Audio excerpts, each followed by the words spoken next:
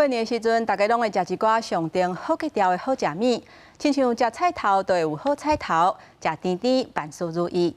有一个画家，伊甲过年的食食画到哪像真的共款，互看落可能会巴肚枵的迄种。即卖伊开课，甲大家以画图的技术甲美感，咱做伙来看卖。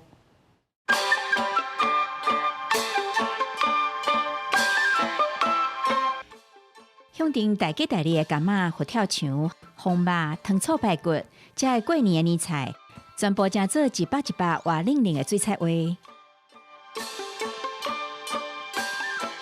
水菜画家贝塔表示，要画实物爱注意彩度袂当伤悬，才袂互多样失真。另外，亲像过年大家拜拜用的发粿，想要呈现出一空一空的感觉，就爱用大笔来画，也是用点的，将色滴慢慢塌起嚟。 阁有一项糖醋排骨，透过伊的画笔呈现，互人看到巴肚拢枵起来啊！加一点点深色的变化，好让第一层底色渲染，层次再丰富一些。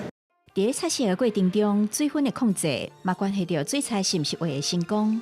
嘛伊水伤济，会当用卫生纸甲挤出来水拭了干，再搁控制色地的动浅。贝塔讲，大学毕业了，伊原本伫咧一间平面媒体设计公司上班，私底下伊搁特别教画室进修2-3档。画咧，开始有人建议伊归去开班上课，才互伊变成水彩画家。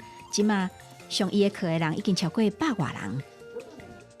如果你今天画太干，我觉得反而会失去水彩的那个味道，所以你一定要勇敢的把水加进来。包含我们在做修改的时候，今天如果纸张是一个比较湿润的状态，你会比较好做修正。贝塔讲，伊上介意创作的就是食物类的主题，只是有的食物烧烫烫芳上刀，但家冷啊，色地都凹去啊。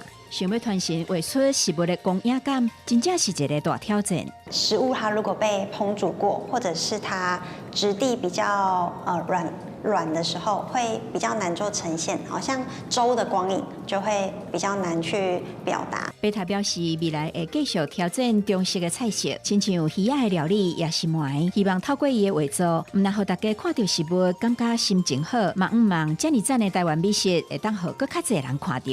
记者综合报道。